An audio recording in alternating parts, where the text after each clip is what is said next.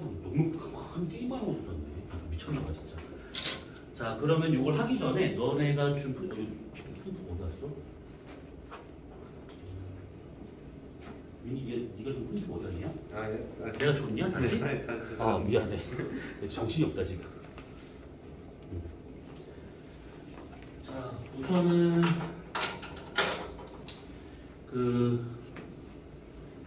요 내용을 좀 먼저 보고 좀 시작을 하도록 하자. 수업에서 한번 얘기를 다 했었기 때문에 아마 기억이 나실 거야. 지진파가 지진이 발생하는 원인에 대한 것을 어떻게 문제를 안 나와. 그거 갖다가는 뭐 할 만한 게 별로 없거든. 그런데 잠깐 얘기를 한번 해보자면 지진이 발생할 수 있는 이 원인에 대한 것을 몇 가지로 볼 수 있는 것이 뭐냐면 우선은 자연적으로 발생할 수 있는 걸 따져보게 되면 단층에 의해서 발생할 수 있다거나 아니면 화산에 의해서 발생할 수 있다거나 아니면 산사태가 나거나 아니면 동굴이 함몰되거나 이래가지고 나타날 수 있는 그런 거라든지 아무튼 뭐 이런 것들이 대표적인 지진의 원인이 될 것이고 요거 말고 인공적으로 발생하는 지진도 있지. 그러니까 뭐냐면 예를 들어서 우리나라보다 과학 실험을 더 좋아하는 나라가 있지. 이 북쪽에 걸핏하면 이 지하에서 뭔가 실험을 하고 막 뭔가를 계속 하려고 하는 경우가 있단 말이지. 그래서 그렇게 이제 어떤 핵폭발이 일어났었을 경우에 이제 폭탄이 발생한다거나 폭발한다거나 이랬었을 경우에 이제 발생할 수 있는 것을 이제 인공지진이랄 수 있는 거야. 근데 인공지진을 잘 생각해 보면 지표가 이렇게 있는 상태에서 지하 어디 공간에서 여기다 폭탄을 막 터뜨린 거야 이렇게. 그러면 순간적으로 여기들이 암석이 이런 식으로 얘네들이 전체를 막 팽창시킬 거라고. 전체 공간을. 그러면 문제는 뭐냐면 이 공간을 갑자기 막 팽창을 하는데 여기 주변에 있는 이 암석들은 순간적으로 압축이 되겠지. 그래서 압축하고 난 다음에 다시 원래로 복원되려고 하는 탄성력에 의해서 다시 또 팽창을 하고 다시 또 압축을 하고 팽창하고 압축 팽창을 계속 반복한다는 얘기야. 그러면 그렇게 발생할 수 있는 지진파를 뭐라 그럴까요? 힌트, P파, S파, 그 다음에 러브파, 레일리파 네 가지 중에 하나야. 약간 3번 느낌. 3번 느낌이야? 찍는 중이야? 그러면 내가 3번 뭐 했었지? 러브파? 자 다시 잘 봐봐. 얘가 공간이 빵 하고 터지는 거야. 빵 터진 다음에 얘가 전체가 팽창을 하잖아. 팽창을 하게 된다 그러면 여기 있는 암석 입장에서는 갑자기 팽창이 되면서 화학 수축을 하게 돼. 그러면 수축을 하게 되면 원래대로 다시 돌아가려 하겠지. 다시 팽창을 해, 암석 자체가. 그럼 다시 또 수축을 하게 되고 다시 또 팽창, 수축, 팽창, 수축하면서 가는 암석의 밀도 변화가 생겨서 전달될 수 있는 지진파. P파. 그래서 핵실험과 같은 것들이 지하에서 발생된다 그러면 P파가 발생할 수 있다라고 생각하시면 돼. 그래서 보통 핵실험을 할 때는 내가 언제 어디서 어느 정도의 규모로 내가 폭탄을 터뜨릴 거예요 라는 것을 다 공개를 하고자 한단 말이지. 그래서 이거 핵실험하는 날에는 지구 물리학자들은 그냥 잔치야, 파티야, 그냥 아싸 그냥 온갖 자료 다 오거든. 그렇기 때문에 좋아할 만한데 이 북에서 실험할 때는 비공개로 하잖아. 그러다 보니까 짜증이 나는 거지. 할 거면 얘기를 하고 하면 얼마나 좋겠어. 근데 그냥 하다 보니까. 근데 아무튼 이런 것들이 있고 또 하나는 뭐냐면 유발지진이라고 하는 것도 있는데 얘네들은 인공 구조물이 붕괴가 됐었을 때 발생할 수 있는 지진이다 라고 생각하시면 돼. 뭐 건물이 붕괴되거나 댐이 붕괴되거나 뭐 이런 것들. 자 그래서 이제 이런 것들에 의해서 지진이 발생한다 라고 이제 볼 수가 있는 것들이고 너네가 지금 받은 그 자료를 본다고 하면 사실 뭐 이게 크게 뭐 빠른 변형률, 뭐 느린 변형률 다 필요 없고 이런 것들은 어차피 나오지도 않으니까 넘어가기로 하고 그 다음에 지진파의 종류와 성질에 대한 것들은 그때 싹 다 얘기해줬어. 그래서 P파하고 S파는 실체파, 러브파하고 레일리파는 표면파. 둘의 차이점은 실체파하고 표면파하고의 차이점.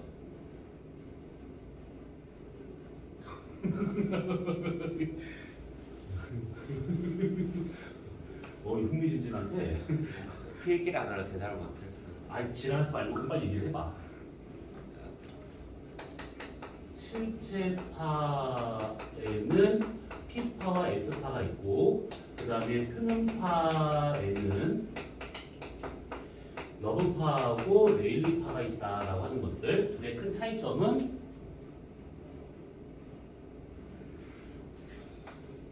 이렇게 지구가 있으면 지구 내부가 균일한 상태다라고 가정을 하고 여기가 만약에 지금 원지다 그러면 이렇게 지구 내부로 들어가서 다른 곳에 전달할 수 있는 이런 지진파를 실체파, 표면파는 지 표면만 따라가는 표면파 이렇게. 그래서 지구 내부를 통과할 수 있는가 실체파, 지면만 따라가는가 표면파 이렇게. 그러면 표면파는 왜 지면만 따라가느냐라고 했었을 때 앞에 L자가 붙어있는 걸 보면 알다시피 이건 롱 웨이브야, 장파야. 그러다 보니까 지구 내부로 들어가게 되면 파가 자연스럽게 소멸되기 때문에 지구 내부로 이제 들어갈 수가 없다. 이렇게 볼 수가 있는 것들이지. 자, 그래서 우선은 이 파와 같은 경우는 이렇게 우선 보면 될 것 같고, 그 다음에 이 피파와 같은 경우에는 이게 고체, 액체, 기체를 다 통과하잖아요. 그래서 이 피파와 같은 경우는 얘가 매질을 통과하는 과정에서 밀도의 변화가 생길 수 있는 그런 지진파가 요 놈이구나 라고 볼 수가 있는 것이고, 나머지 요 한 3가지 정도는 밀도 변화가 생기지 않는다라고 보는 것도 괜찮을 거야. 근데 밀도 변화가 된다 안 된다라고 하는 것은 중요하지 않아. 얘네들이 고체, 액체, 기체 3개를 다 통과할 수 있는가 없는가 이것만 우선 따져보시면 되는 것들이야. 자, 그래서 이렇게 보면 될 것 같고, 그 다음에 지진파의 그 속도를 구하는 방법에 대한 것도 그때 한번 했었어요. 지진파의 속도를 구한다. 그러면 자, 승우 씨 최적 탄성 개수라고 하는 게 뭘까요? 또는 뭐 아니 그거는 약간 뭐 내 말은 이게 무슨 의미냐라는 것이지.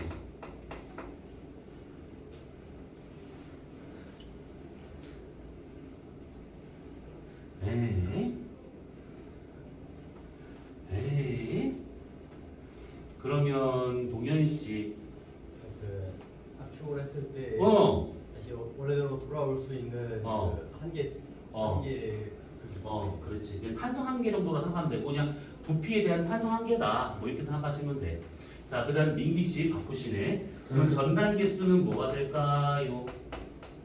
강성률. 그 뮤. 그다음에 전단 개수와 강성률은 다른 의미예요.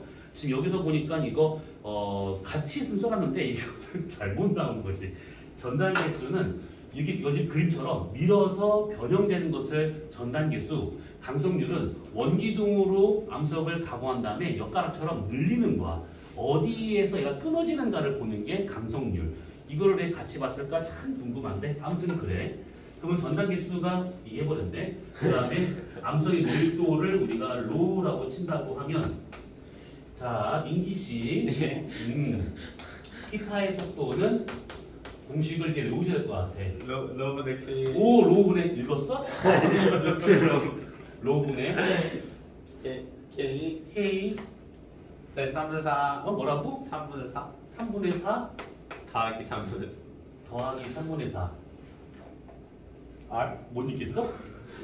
R이 있지도 않은데? 뮤 요게 될 것이고, S파와 같은 경우에는 또 R분의 뮤. 그래. 자, 좀 로. 로. 이씨 가만히 있어 이씨. 헷갈리잖아요. 지금 이렇게 따라하는. 자, 그러면 우선은 지진파의 속력을 이렇게 구할 수 있는데, 요거 문제로 주어진다면 어떻게 주어지냐면 표로 주어져. 표. 그러니까 뭐냐면 암석의 종류를 뭐 A, B, C 쭉 준 다음에 최적 탄성 개수와 그 다음에 전단 개수와 그 다음에 암석 밀도에 대한 것들을 이렇게 주어지는 거야. 그래서 이것을 여기다 대입을 하면 되는 거야. 그러니까 시험지에서 최적 탄성 개수를 구한다거나 전단 개수를 구한다거나 이렇게 하기에는 조금 여기에 지금 일부러 지금 그렇게 내려고 시험 문제를 지금 만들려고 하신 것 같기도 한데, 그렇게 구하든지 아니면 표에 있는 숫자를 그냥 그대로 대입을 해가지고 구하든지 하면 되는 것들인데, 어쨌든 간에 이 식은 까먹으면 안 돼. 이제는 이 식은. 자, 그 다음에 본다고 하면 이 통합과학은 됐고요. 통합과학은 그 고급 지원 하시는 선생님하고 같은 선생님이야? 네. 아, 혼자서 북치고 저북치고 다 하신다 이거지? 재미지네. 능력자시네.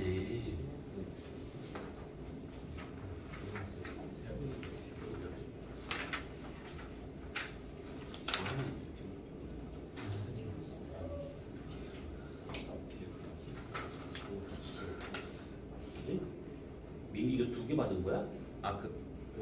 하나를 그 처음에 주신 거와 약간 잘못했다고 아, 네, 두 맞아요. 번째 거를 다시 주셨거든요. 뒷면이 약간 다를 거예요. 오, 다르네. 아, 뭔가 좀 편집 이상하구나. 자, 그렇다 치고, 자, 그 다음에 PSC 갖다가 이제 진원거리 구하는 것은 해봤던 것들이고, 진앙거리, 진원거리, 진원깊이 세 가지 기억나지? 네, 그래야지. 네, 네, 네. 자, 그 다음은 네 번째 각각의 거리에 대한 거를 자, 이렇게 지표가 있고 여기가 진원, 여기가 진앙, 관측소가 여기. 자, 그러면 여기서 여기까지를 우리가 진원거리라고 하게 되면 진원거리 D는 스무시 셋밖에 없으니까 그냥 막 질문한다. 순서 되게 빠르지? 응?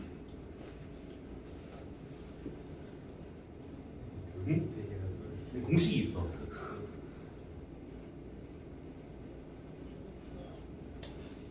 제가 미리 대답을 하는 거. 아니 닥쳐. 금방 받아보고서 뭘 받자네. 루트? 루트 쉬워? 쉬우지 말까? 쉬울까? 쉬우지 말까? 괜찮아. 편하게. 틀려도 시간에 틀려봐. 루트.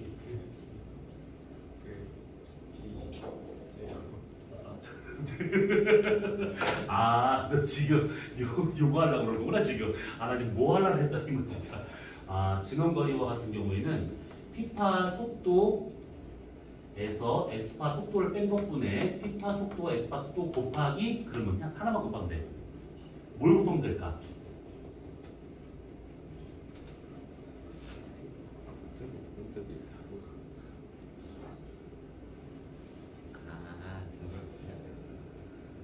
하나만 곱하면 돼. 길이? 요거? 힌트. 시간이야. 출신. 왜냐면 거리, 그렇지. PSC. 아, 출신. 아니면 추신. 나도 또 오랜만에 들어본다. 자, 그러면 이렇게 해서 진원거리를 구할 수 있는 것이고, 그러면 동현 씨, 여기서 여기까지가 우리가 진항거리라고 하게 되면 이걸 어떻게 구하면 좋을까?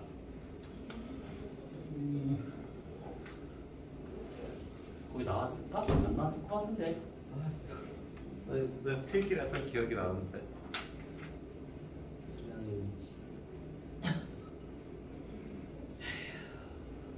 죄송해요. 지난 걸 어떻게 구하면 좋을까요?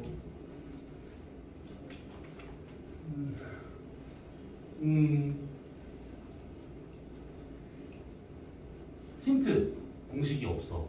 그 관측소 3개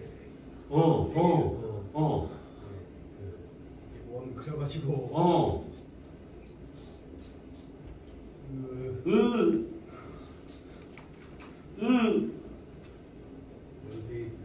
원색이 그려서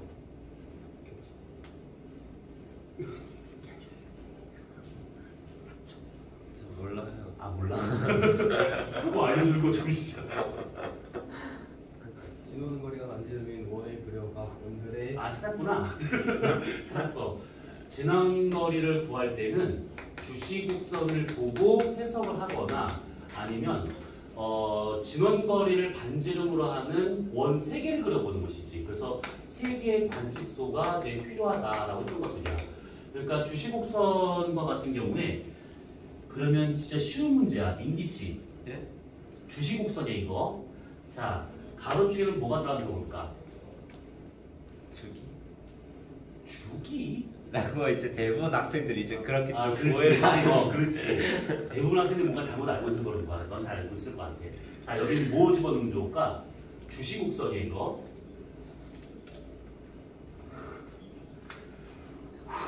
진짜 배우면 끝이 없다. 와.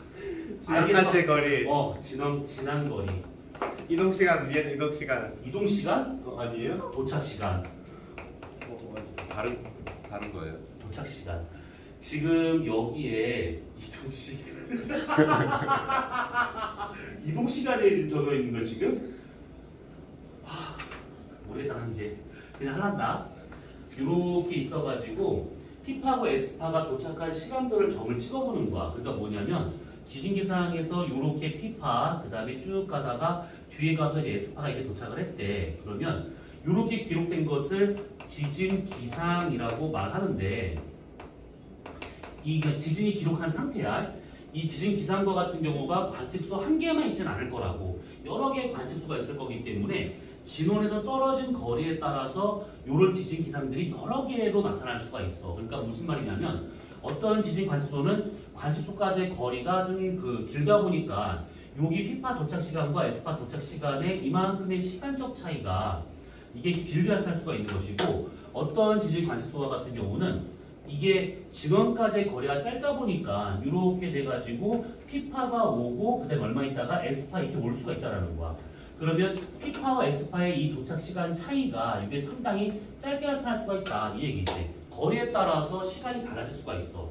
물론 이 그림 잘못 그렸는데 진폭은 가까이 있는 게 더 크고 멀리 있는 게 더 작아져야 되는 것들 이것이. 그러면 이런 지진 기상들을 전부 다 한 개의 그래프에다 다 수직으로 꽂아 넣는 거야. 다 이렇게.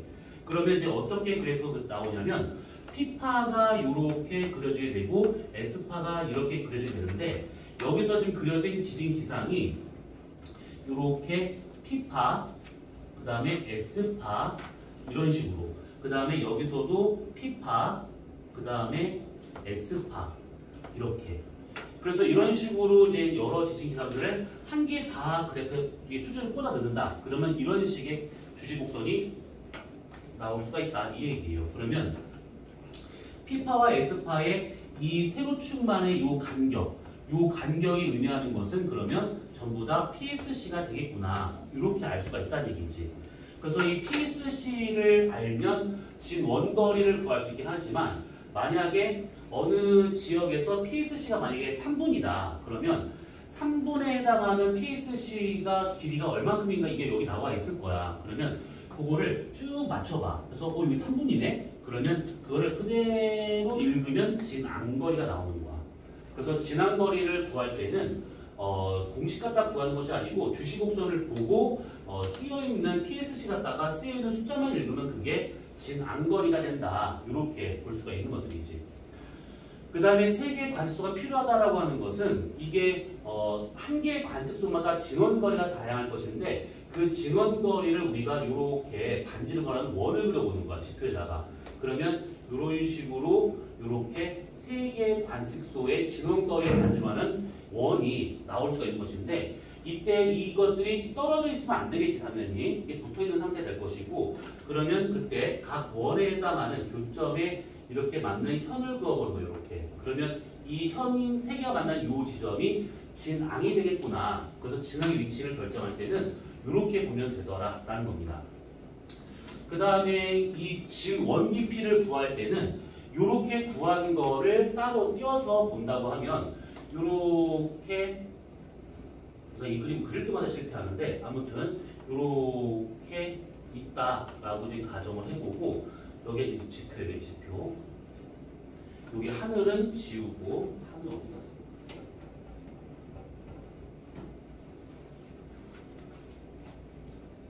이렇게 하늘은 지워보고 자 이게 지금 지표가 되는 거예요. 이렇게. 그러면 관측소가 여기에 가운데 있다라고 가정을 하고 이 관측소에서 쭉 선을 그으면 여기가 지금 진원지가 되고 있다라는 것이지. 그러면 요 선과 요 선, 여기서 여기까지 선 길이는 전부 다 똑같은 선 길이가 되고 있다라는 거야. 전부 다. 반지름이니까. 이 구의 반지름이니까. 그러면 이때 진앙의 위치를 이렇게 파악을 했기 때문에 여기다 선을 찍 그어본다고 치면 여기서 이렇게 만나는 요 지점이 진앙이 될 거다. 그러면 진앙에 선을 찍 그어보게 되면 요만큼이 진원기피 될 것인데 요 진원기피하고 현의 절반값하고 같은 길이구나. 이렇게. 이게 왜 같은 길이가 되는 거냐면 요거 반지름, 이거 반지름을 하는 원을 그려본다 치면 요렇게 원이 그릴 수 있어요. 요렇게. 아무튼 그래서 이렇게 나와 있는 반구의 여기 면을 이렇게 자른다고 하면 원이 나올 것인데 그 원의 반지름이 진 원 깊이면서 현의 절반값이 되고 있다. 요 얘기야.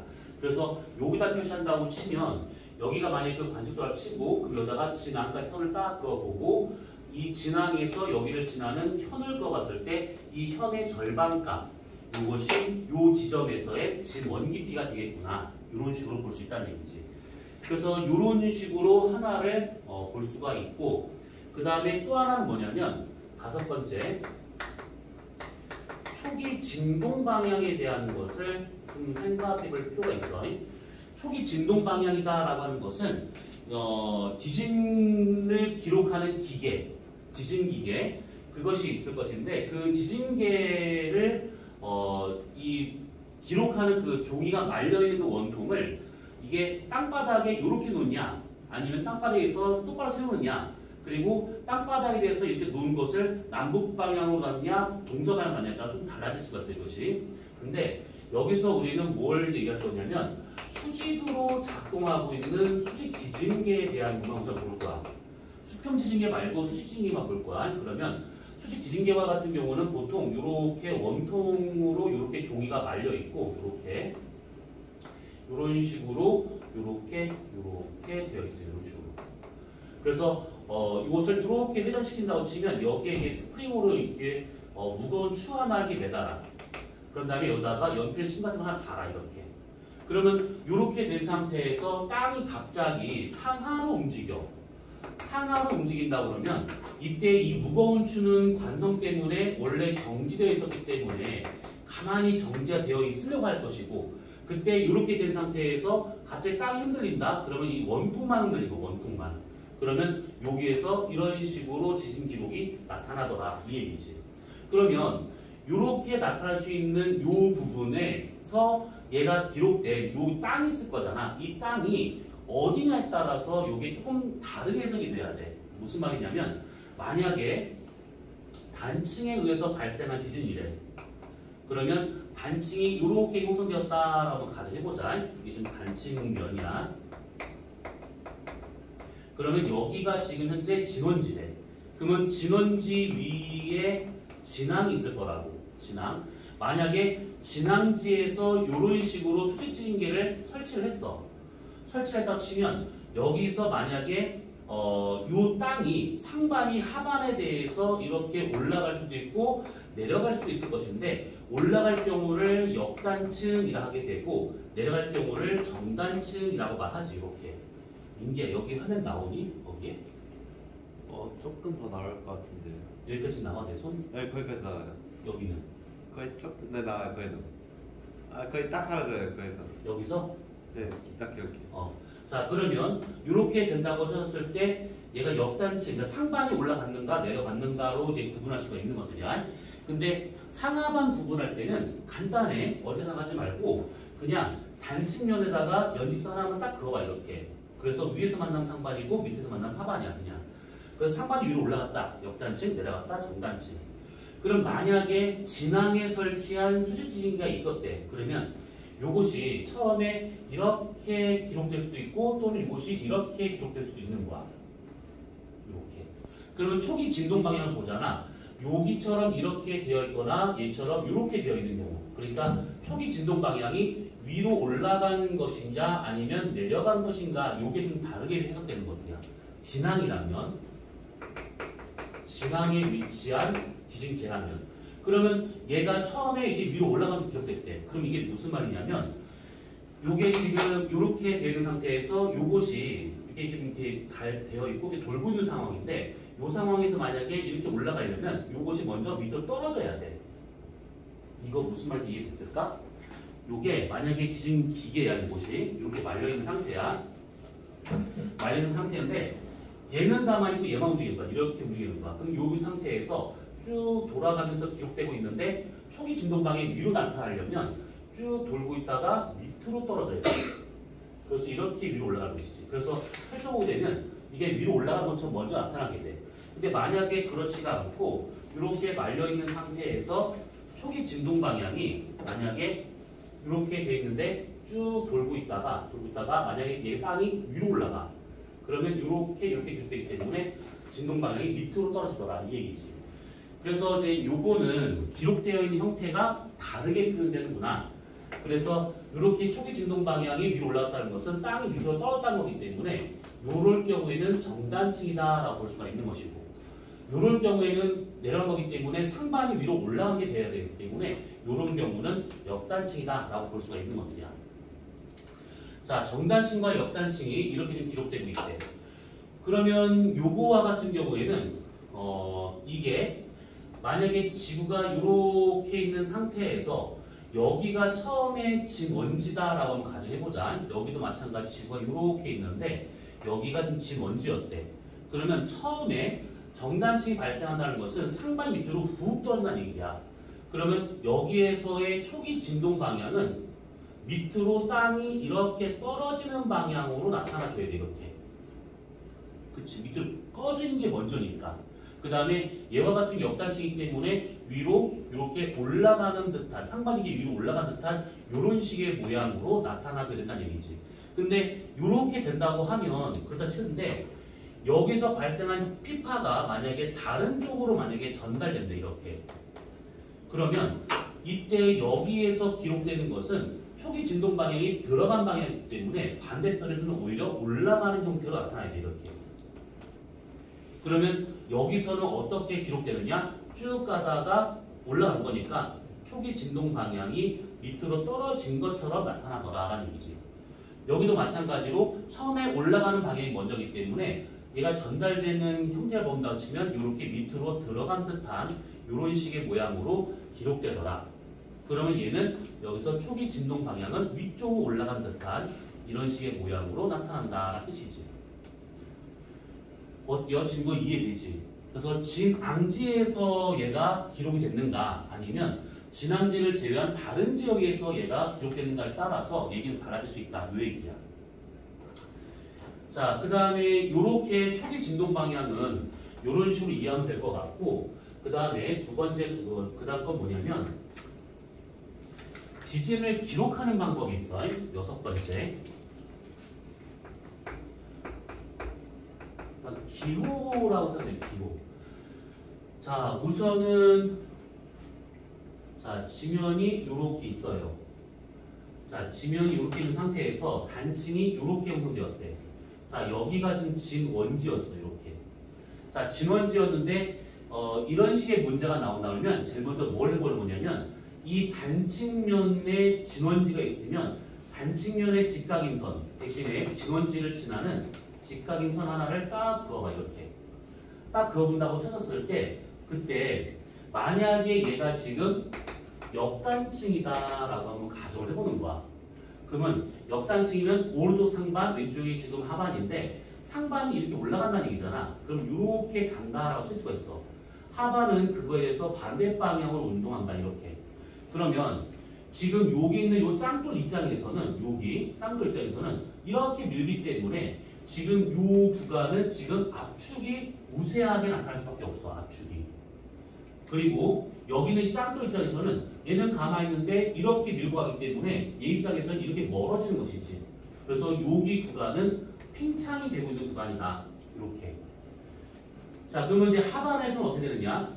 지금 여기 있는 얘 암석 입장에서는 지금 이게 밀고 이렇게 들어오는 거야. 그럼 이게 쭉 수축하기 때문에 여기에서는 지금 압축이 우세하게 나타날 것이고, 그 다음에 여기서는 팽창이 우세하게 될 것이다. 이렇게.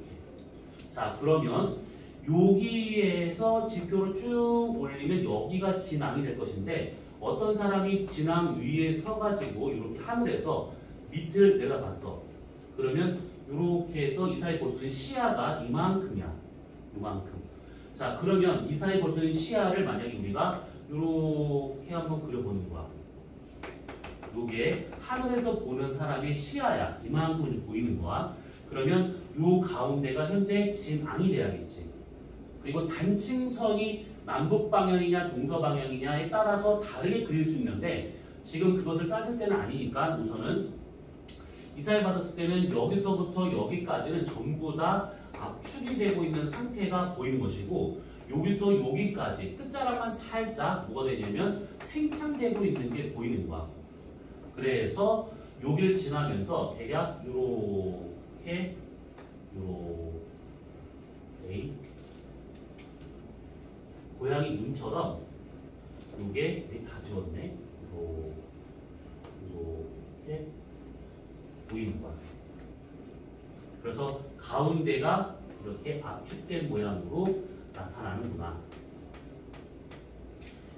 이게 보통은 흑백으로 많이 표현되기 때문에 압축되는 부분은 까만색으로 표현이 되고 압축되지 않고 팽창되는 부분은 그냥 냅둬 색깔 칠하지 않고 그래서 이렇게 가운데가 압축된 것이 대부분 보이는 것이 있다. 그럼 얘네들은 역단치이구나 이렇게 판단할 수 있다는 거야.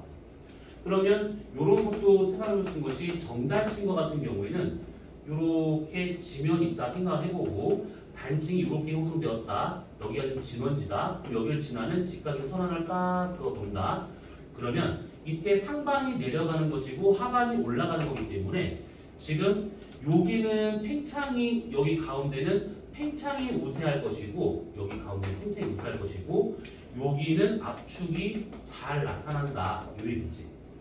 그러면 진앙이 여기다라고 가정을 하고 그 위에 서 있는 사람 입장에서 하늘에서 내려다본 모습을 그려본다면 가운데 이 부분은 팽창이 우세하고 여기 끝자락만 압축된 형태로 나타나더라 이 얘기야. 그러면 이 사람이 보는 시야는 이렇게 되어 있잖아요.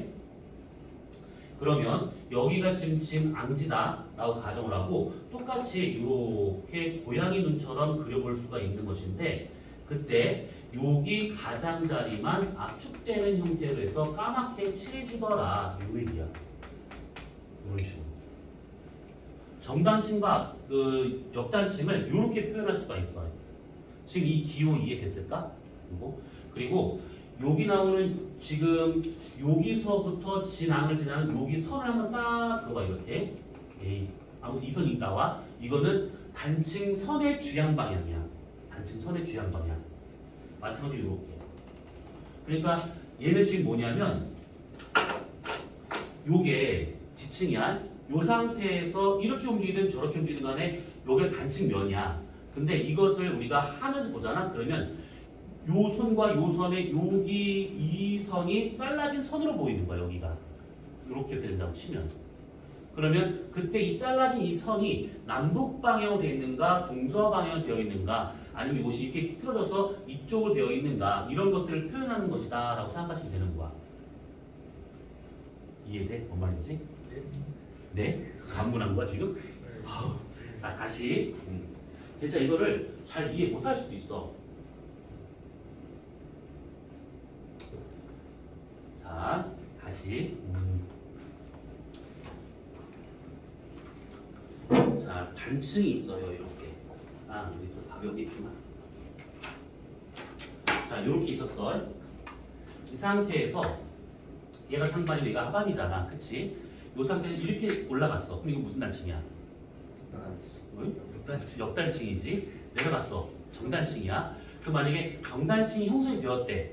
이 상태에서 우리가 옆에서 보면 이렇게 잘린 거고 상반 하반 상반이 내려갔네. 정단층인 거 알아. 근데 어떤 사람이 이렇게 위에서 내려다봐. 이렇게. 그러면 이렇게 보잖아. 그럼 이거 잘린 게 보여. 이렇게 잘린 면이 이렇게. 그렇지. 이 상태에서 이렇게 여기서 이렇게 올라가는 것은 모른다 하더라도 적어도 잘린 선은 보인단 말이지. 이 선이 남북 방향으로 있는가 동서 방향으로 있는가 아니면 이렇게 남동에서 남서에서 북동 방향인가 이렇게 볼 수 있다라는 거야. 그래서 이 원을 돌려가면서 단층선의 방향과 그 다음에 단층의 종류를 알 수가 있다. 이 얘기야. 이해됐을까? 자 그러면 요런 단층도 있겠지. 뭐냐면 기호를 그렸는데 이렇게 나타났어. 북, 남, 동, 서야. 근데 압축된 방향을 봤더니만 이렇게 여기서 단층선은 남북 방향이야. 남북 방향. 자 그러면 이건 어떻게 해서 만들어진 걸까? 우선 잘라야지. 자르고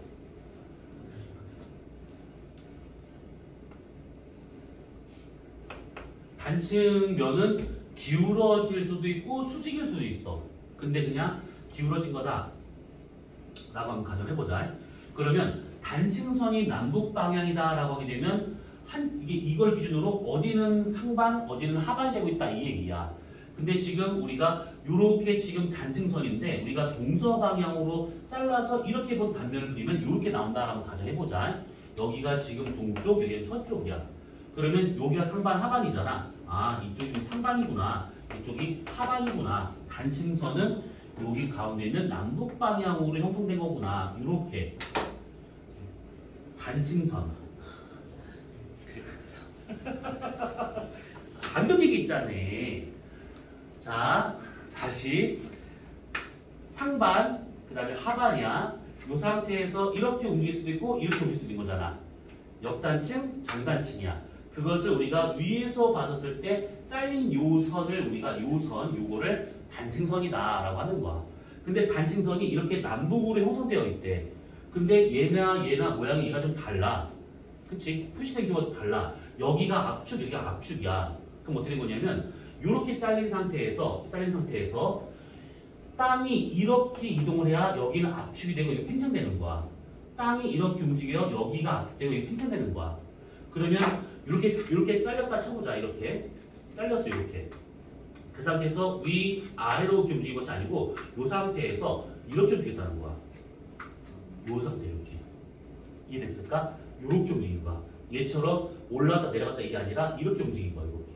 그러면 우리가 동서 방향으로 잘라서 저런 식으로 단층이 만약에 그려지는 거라면 하반과 같은 경우는 지금 우리가 동서 단면을 봤었을 때 이러지 않다고 할 수 있으니까 얘는 지금 들어가는 방향으로 운동을 한 거고 여기 동쪽에 있는 상반과 같은 경우는 나한테 나오는 방향으로 이렇게 이동을 했겠구나 알 수 있다는 얘기지.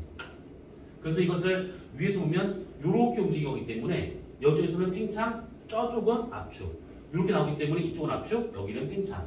그것을 위에서 보면 이런 식의 모양이다라는 얘기지. 정신줄 놓으면 안 돼. 잘 기억해야 돼. 이게 학교에서 이 얘기를 안 했다 하더라도 보통 초기 진동 방향에 대한 이런 것이 나온다고 하면 요거 기호를 어떻게 읽는지에 대한 간단한 방법이 주어지고 이것들에 대한 것들을 질문을 하는 경우가 종종 있어. 그러니까 기호를 어떻게 읽는가 이걸 물론 중요하겠지만 이 그림만 딱 보고 난 다음에 아 이게 그거구나 이렇게 생각하시면 되는 거야. 그러니까 이 질문. 얼마 시간 되네요. 아, 그 질문은 질문이지, 그치? 네, 가서 또 빨아먹고 와요. 아유. 승호 씨는 질문. 멘탈 괜찮아? 동현 씨는? 대충 이해했습니다. 대충 이해했대. 열심히 설명했더니만. 네.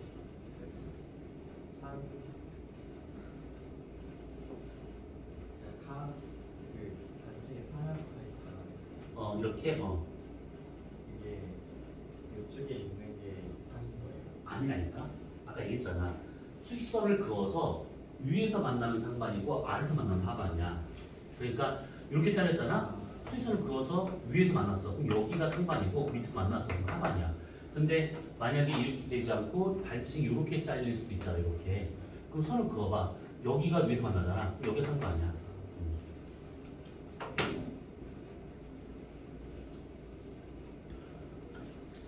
자, 그러면 단층을 어떻게 표현하는가 뭐 이런 것들, 단층 지진에 대한 것들은 이렇게까지만 보면 될 것 같아. 지금 요 그림 있잖니 받은 거 요거 요 밑에 나와 있는 요 그림 밑에 나온 요 그림이 지금 요 그림이긴 한데 이거에서 지금 밑에 나와 있는 내용이 이제 빠진 거야. 이렇게 되는 것을 기호가 원래 밑에 있었는데 이게 지금 내가 이 그림이 어디서 나온지는 알아. 이거 알기 쉬운 지구 물리학 책에서 나온 책이거든요. 요거. 근데 알기 쉬운 지구 물리학 책인데 알기 쉽지는 않아. 정말 개짜증나. 그리고 이게 그래 내가 2차로 공부할 때 정말 와 나 교수 뺨 때릴 뻔했네. 이게 원서거든. 근데 원서인데 우리나라 말로 해석된 해석본이 있어. 근데 내가 수업 들을 때는 그때 교수가 한글로 되어 있는 책을 사오면 F를 주겠다. 그래가지고 나 진짜 어이가 없어서 한글 책을 내가 공부하고 있다가 그 책을 똑같이 원서로 내가 다시 또 그냥 수업에 들어갔어. 와, 한두 푼도 아니고 3만 얼마짜리였는데 그 당시에. 더 짜증나는 건 교수가 또 영어로 수업을 해.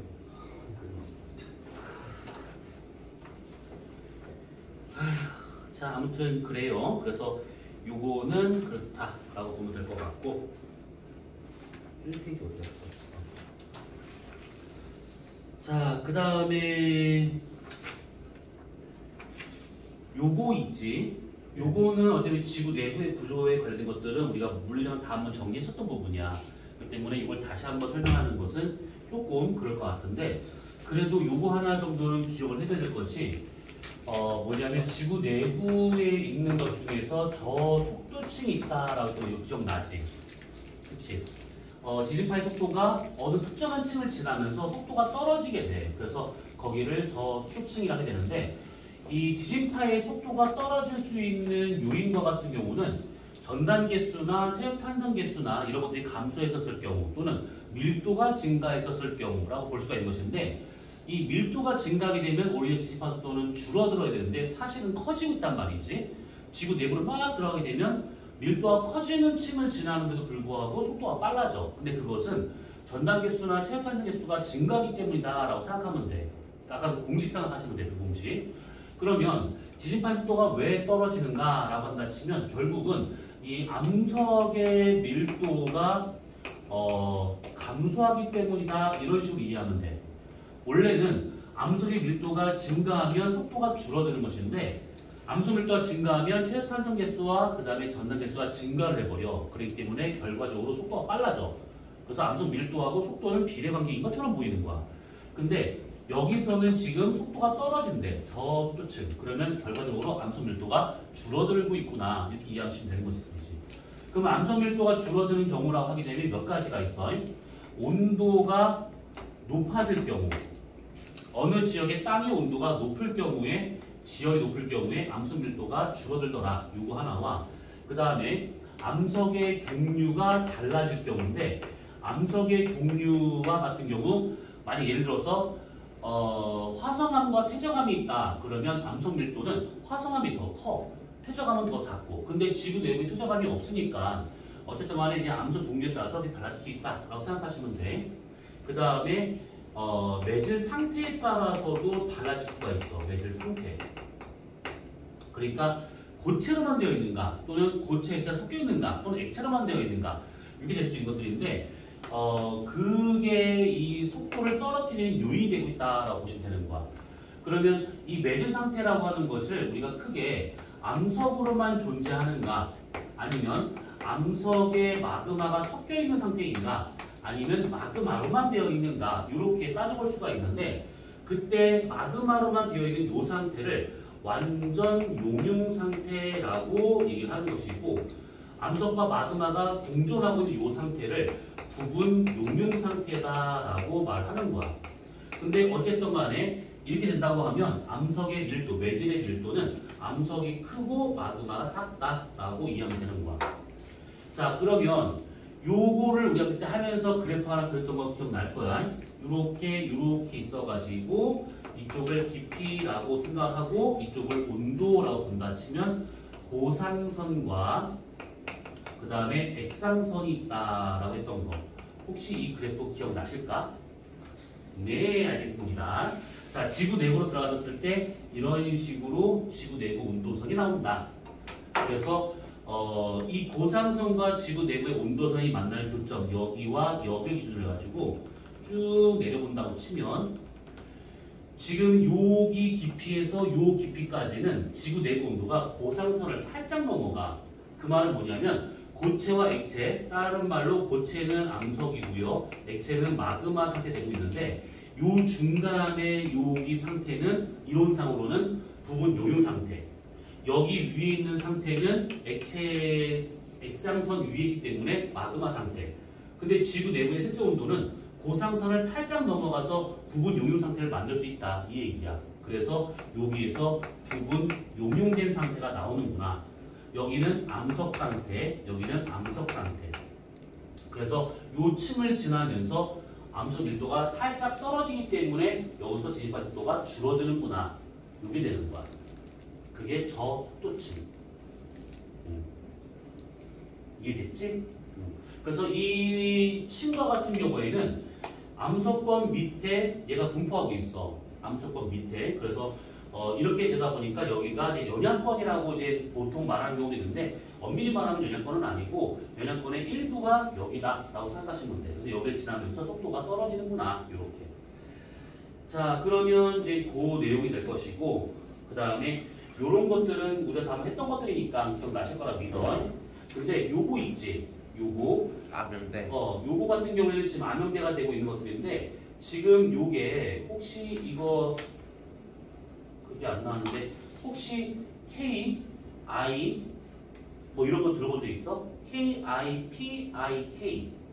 모두 전환. 아니 모두 전환인데 그거가 이제 어떤 경계면을 지나면서 굴절 또는 반사를 하잖아. 그랬었을 때 지진파가 나한테 왔어. 어디 출발해가지고 나한테 왔어. 근데 이 지진파가 멘틀, 외해, 뭐 내해, 외해, 나 이렇게 통과한 것인지 아니면 그냥 멘틀에서 외핵에서 멘틀로 나한테 온 것인지 이걸 구분하는 방법.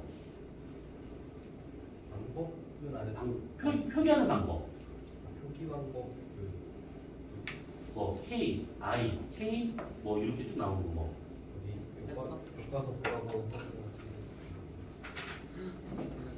수업 안 들어. 너는 같은 반인데 왜 그래? 너는 다른 반. 다른 반이야? 저기 아직 안 나갔어? 일반 지금 막 많이 안 하잖아. 많이 안 했대. 아 그래?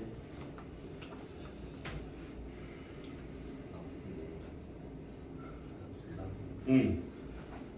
이거. 아니 거기 그 중간에 거기 보라고 하시면서 설명하셨었는데 정확히 기억이. 너네 정말 정치인처럼 그럴 거야 진짜 기억이 제가 한 게 아닌 요거 같은 경우에는 그냥 하는 방법만 그냥 이해하고 있으면 되는 거야. 보면 여기서 지구 내부를 통과하는 실제 파의 위상에 대한 것이 나온 것이는데 요게 지금 글로 쓰여 있어. 그래서 P파, S파에서의 모두 전환되는 것이 있어가지고 쭉 돼 있어가지고 어딜 지날 때는 뭐라고 표시한다, 뭐 K로 표현한다, 뭐 I로 표현한다 이게 있거든. 그래서 결과적으로 여기서 진원지에서 지진파가 전달했었을 때 여기서 이렇게 와서 반사 이렇게 온 거다. 또 여기서 굴절 온 거다. 그래서 최종적으로 온 것은 어떻게 표현한다. 뭐 이런 식으로 나온 것이 있어. 근데 요거는 설명을 따로 할 필요가 없는 것이 되게 복잡한 것처럼 보이지만 사실은 표기하는 방법에 대한 거기 때문에 어렵진 않아. 어딜 통과했는가, 아니면 경계면에서 반사했는가, 굴절했는가, 뭐 이런 것들. 그래서 요거는 나중에 한번 교과서에서 한번 꼭 다시 한번 보셔야 돼. 여기다가 칠판에다 지금 그걸 그림을 그리려니까 짜증이 나. 그래서 그냥 보라고 하는 거야. 자, 그리고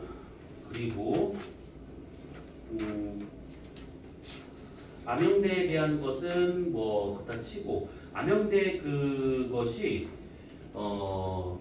보통 이제 뭐 숫자 범위를 묻는다거나 이러진 않아. 그러니까 그냥 대략 그런 게 있구나 정도만 알고 있으면 돼. 대신에 모호면의 존재를 알게 된 이유, 방법 뭘까? 모호면이 있다는 것을 어떻게 알아냈을까? 모호르비치치가 속도 변화. 네? 라고 속도 변화?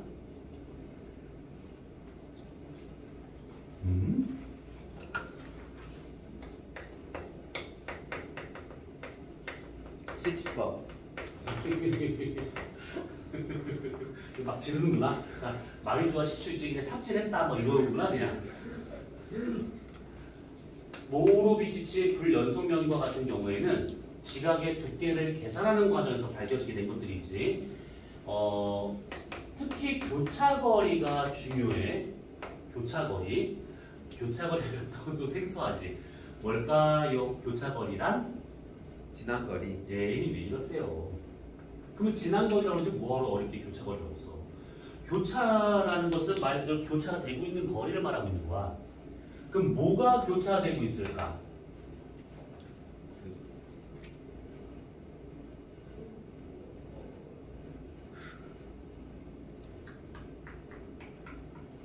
뭐가 교차되고 있을까? 자, 그러면 에이 참나 진짜. 자, 피파가 관측소로 처음 진원지 출발해서 갔어. 근데 전달되는 형태가 세 개가 있지. 진원지에서 바로 가는 지진파, 또는 매질이 다른 경계면에서 튕겨가는 지진파, 그 다음에 임계각을 따라서 굴절해서 가는 지진파, 세 가지. 직접파, 반사파, 굴절파가 있어. 자, 이 세 개 중에서 누가 제일 빨라? 직접파. 그러니까 내 말은 도착 시간이 아니라 지진파의 속도는 누가 제일 빠르냐 이거야. 직접파랑 직접파. 레망파랑. 레만파는 또 뭐야? 아, 왜 그래 진짜? 직접파, 반사파, 굴절파라니까 왜 혼자 레만파는 뭔 파야 도대체? 반사파. 반사파? 와, 되게 신기하네. 직접 반사 굴절인데 중간 걸 골랐어. 아, 진짜 미쳐버리겠네 진짜. 자, 그러면 다시 지진파의 속도는요, 매질 상태나 이런 거에서 달라지게 돼. 그치? 지구 내부 들어갈수록 암전 밀도가 증가하지.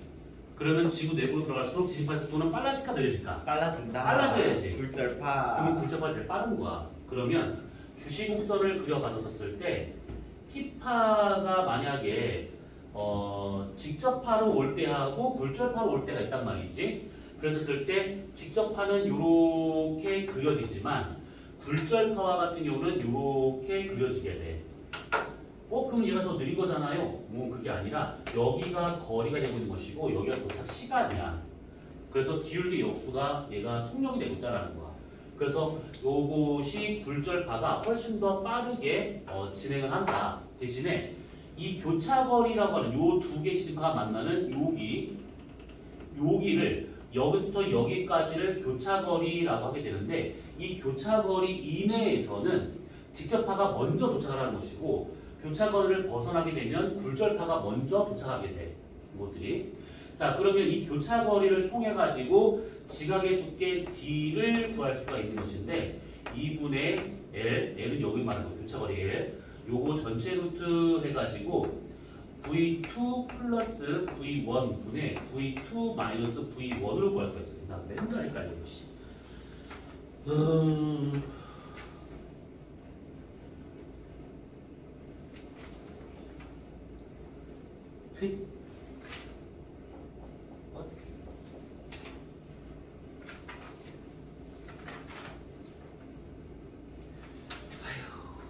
V2와 V1이 이게 맨날 헷갈리지 모르겠네. 플러스가 먼저야, 마이너스가 먼저야. 이상해.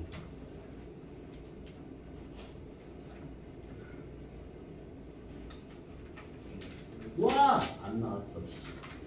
맞을 거야. V2 플러스가 먼저일 거야. 그래서 이렇게 되고 있다라는 거야. 그럼 여기서 V2하고 V1에서 얘는 뭐냐면 그 속도가 빠른 층을 지나는 거야. 그러니까 뭐 예를 들어서 멘트를 지나는 거다. 그리고 V1과 같은 경우에는 이거 지각을 지나쳤을 때 지진파 속도다. 이런 식으로. 그래서 이렇게 교차거리를 알고 나면 어차피 속력은 주어지거든. 그래서 그래프를 갖고 교차거리를 구한 다음에 이렇게 해가지고 지각 두께를 계산을 한번 해봐라. 요 지점에서의 지각 두께가 얼마고 요점 얼마다. 근데 니네가 지금 이번에 지각 표현설의 문제가 아마 안 들어가는 것 같아, 범위에. 근데 만약에 범위에 들어간다.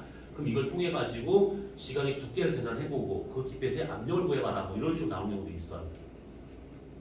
아무튼 그래서 모멘과 같은 경우는 이렇게 구해지더라. 그 다음에 구텐베르크면은 어떻게 구했을까요? 어떻게 알아냈을까? 구텐베르크면은 어디야? 멘틀과 웹 사이. 어디? 멘틀과 어디?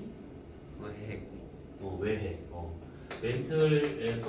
멘틀과 외핵의 경계면을 말하고 있는 것들인데, 여기와 같은 경우는 그거지. 암염대가 발견되면서 알게 된 것들이야. 그래서 일정 각거리에서는 P파든 S파든 도착하지 않더라. 이것을 이제 알게 된 것들이지. 그 다음에 외핵과 내핵의 경계면, 레만면과 같은 경우에는 이 암염대에 P파가 오지 않았는데 좀 되게 정밀하게 관측을 했더니 암염대에 아주 약한 P파가 오는 게 관측이 돼. 그래서 핵 안에 또 다른 핵이 있구나라고 한 것을 알게 된 것들이지. 그래서 현재는 이렇게 지구의 층상은 4개로 되어 있다라고 보고 있는 것들이지. 근데 더 있다는 그런 이상한 소문이 있어. 그런 소문은 있어. 예전부터 있었어. 내 안에 또 다른 핵이 있을 거다 이렇게. 근데 이제 그거는 지금 물리학적으로 아주 확실하게 나온 얘기가 아니기 때문에 그거는 그냥 썰. 뭐 어떤 사람들은 지구는 안에 텅 비어 있지 않나요? 무슨 말 같지 않은 소리 나는데 그런 것도 있고 지구 안에 텅 비어 있는데 거기에 지금 원시 공룡 살고 있는 거 아닌가요? 지구는 다른 인공 구조물 아닌가요? 특이하잖아요. 나는 맞다고 생각해. 난 제가 만들었거든요. 난 인공 구조물인 거는 맞는 거 같아. 다른 진짜로. 그게 될 수가 없거든. 아무튼 신기해. 다른 신기해. 지구 크기에 비해서 달의 아니 이게 왜라고 하는 거야? 이게 지구 크기에 비해서 위성인 달의 크기가 너무 커. 그리고 정확하게 지구에서 떨어진 달까지의 거리에 대한 이 비와 지구에서 저기 어디냐 태양까지의 거리에 대한 비에 대한 지름비가 똑같아. 오. 그 말은 뭐냐면 내가 지구에서 태양을 봤는데 개기일식이 나타났어. 우리한테는 그냥 그런가 보다 하잖아. 근데 개기일식은 이상한 거 그거. 왜냐면 떨어진 거리 비에 대한 지름비가 똑같기 때문에 그게 딱 들어맞는 거지 딱. 이게 만약에 좀만 더 멀리 있거나 좀만 더 가까이 있었으면 개기일식이 안 나타나겠지. 근데 정확히 딱 들어맞아. 신기하지. 제가 만든 걸 긁혔네요. 감사합니다. 자 그러면 우선은 전화가 왔다고? 난 전화 안 오는데? 지금 끊겼어요. 자 그러면 우선 너네가 지금 학교에서 배웠던 것들 중에서 우선 간단하게 이렇게 정리했고 광물에 대한 것은 다음 주에 정리를 한번 하도록 하자. 그리고 지금 준 프린트물 2점짜리를 빨리 한번 풀어봐봐. 풀어보고 그거를 갖고 문제풀이를 하고 다음 주를 다 풀어오시면 돼. 그리고 다음 주에 얼마 없어. 왜냐면 답지가 있어가지고 얼마 안 돼. 이게 40문제가밖에 안 돼. 요새 공부할 시간이 없는데. 닥쳐. 이사정이고. 그리고 여기서 지각표현서를 풀면 안 되는 거야. 지각표현서를 풀면 안 돼. 그리고 지금 살짝 되는 게 지금 광물 끝나고 난 다음에 지구 역장을 아마 하실 것 같은데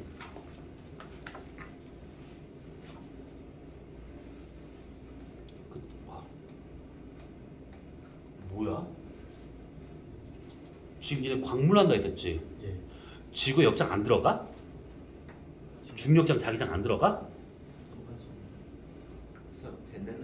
지금 건너뛰었는데 지금? 다음 그 프린트 다음 그게 광물 내용 나오서 수업할 때도 광물 앞에 잠깐 하고 그게 끝났거든요. 그러니까 지금 지진파 얘기하고 난 다음에 광물 넘어갔다며. 근데 판 구조로는 이거 통과해서 할 거라서 건너뛴 건 알겠는데 역장을 건너뛰었다고? 진짜. 자기장 약간 얘기를 하는데. 약간 얘기하셨다고? 편각 복각 얘기하셨어? 아니요. 그건 안 해. 그럼 뭔 얘기하셨어? 그 통과해서 벤 앨런드 나오는 건 역장이 아니야 그거는. 왜 딱히 그 자기장 얘기 안 했어요. 그럼 안 하신 거예요. 여기 뭐라고 하지? 뭐라고 했어? 구체지구를 그거 지지구에서 한 지질 시대가 이거만 뭐라고 하지? 들어가 있지만 있더라고. 그 지지지구에 들어가서 이제 그렇지라고 분명 이제 다 하신다고 고체지구를 맞긴 한데. 얘기는 지금 광물을 하시는 거야? 다 건너뛰고? 예. 나중에 하시잖아. 순서를 바꿔서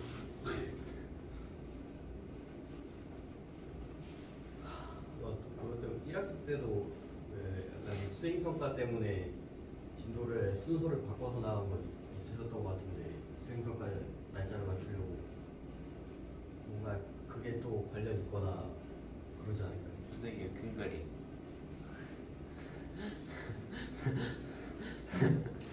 더 이상의 말은 생각하려다. 가서 빨리 풀어와봐. 그래서 요거 저기 지압 평소리 관련된 것만 빼면 되는데 2점짜리에서는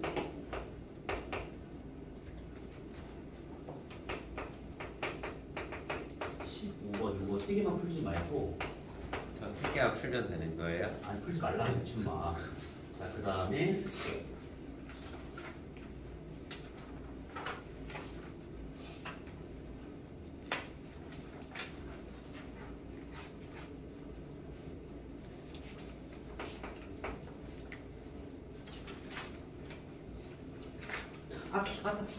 뭐야? 왜 그래? 비었어요. 종이에? 아, 이거 진짜 아픈데. 어이씨. 필요 안 나. 이 5문제만 제외해.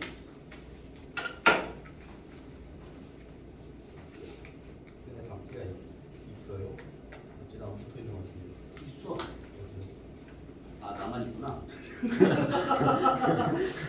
sorry. 지금 나도 뽑아볼게. 아, 나 지금 미안해. 나만 있었네.